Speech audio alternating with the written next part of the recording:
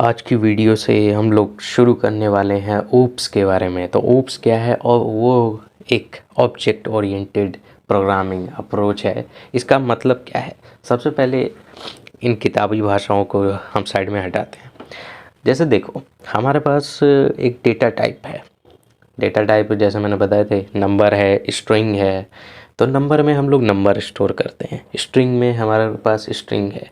लेकिन क्या हम कोई ऐसा डेटा टाइप नहीं बना सकते कि जिसमें हम नंबर भी रख सके? मतलब उसमें एक हिस्सा हो जिसमें हम लोग नंबर डाल सके और एक हिस्सा हो जिसमें स्ट्रिंग डाल सके। ठीक है, तो क्या ऐसा करा जा सकता है? तो एक्चुअली में हाँ, ऐसा करा जा सकता है और वो काम ही आप उप्स से करते हो। ठीक है, ये पहला एग्जांपल। दूसरा एग्जांपल ये है कि लेट से कि हमें ना किसी एक ग्रुप को डिफाइन करना है, किसी एक ग्रुप को। तो ग्रुप एक यूनिट्स से बनते हैं, छोटे छोटे ब्लॉक्स होते हैं, उनको मिला के ग्रुप बनाया जाता है और वो सारे ब्लॉक्स सिमिलर होते हैं। ठीक है, अब जैसे इसका नॉर्मल एग्जांपल ऐसे दिया जाता है कि जैसे मान लो कि आपके पास कार है। लेट्स से कोई कंपनी कार मैन्युफैक्चर करती है। ठीक है, कार मैन्युफैक्चर करती है तो आपको पता है सबसे पहले कार को डिज़ाइन करा जाता है। तो क्या ऐसा कभी हुआ है कि एक ही मॉडल की एक ही सेम गाड़ी को जो भी प्रोड्यूस होती है, क्या उसको बार बार डिज़ाइन करना होता है? ऐसा नहीं होता ना। उसका एक ही डिज़ाइन बनता है और फिर उसकी कॉपीज़ बनाई जाती है। ठीक है, तो यही काम हमारा ऊप्स करवा देता है हमें कि ये कहता है भाई तुम एक बार ही ना बस बना लो उसको, एक एक टेम्पलेट दो मुझे बना के, एंड उसके बाद तुम जब भी उसको उसकी नई नई कॉपीज़ बनाना चाहोगे मेरे पास आना, मैं पल भर में बना के दे दूँगा तुम्हें। ठीक है, तो ये काम भी ऊप्स करने में आपकी हेल्प करेगा। तो इसका मतलब क्या है?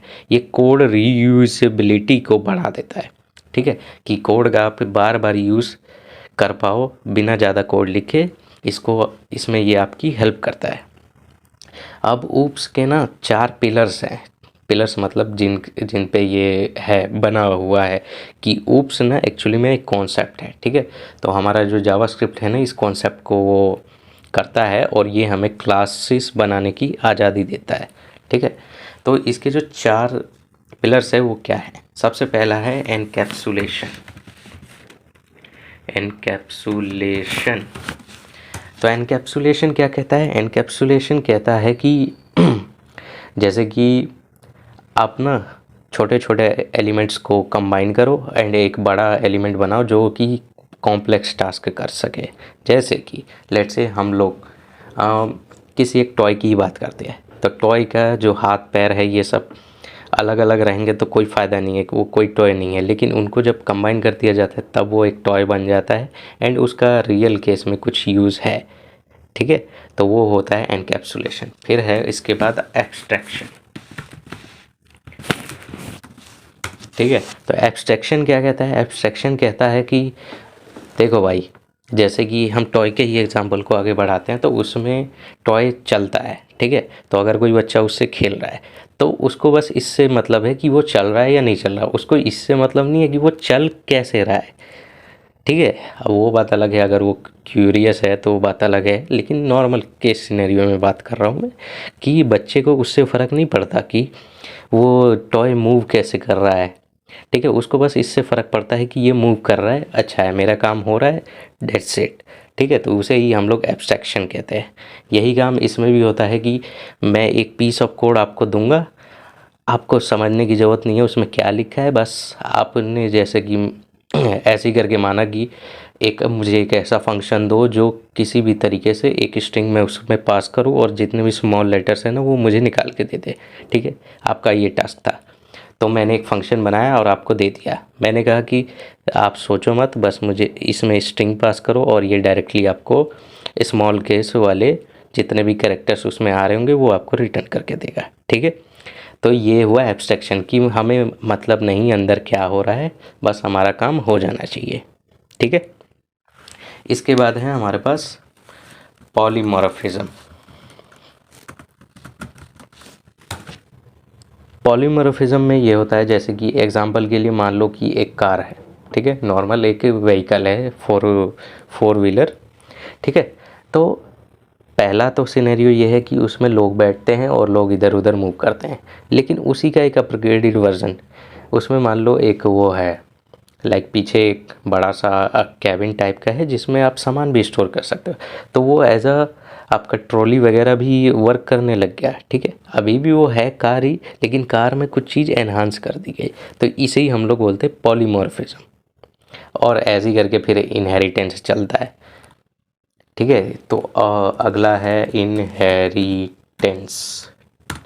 तो इनहेरिटेंस कहता है हमसे कि देखो भाई, मैं तुम्हें एक कॉपी देने वाला हूँ, ये पकड़ो। तो इसकी सारी चीज़ें तुम्हारे पास है ही, अब कुछ एक्स्ट्रा चीज़ें तुम अपनी तरफ से डाल दो। जैसे नॉर्मल एग्जांपल ये है कि पुराने जो फ़ोन थे वो आपको कहते हैं कि हाँ, जैसे पहले आप उससे सिर्फ बात कर सकते थे, लेकिन अब के जो स्मार्टफ़ोन है उस इससे आप बात भी कर सकते हो और इसमें और भी फीचर्स है, जैसे कैमरा है।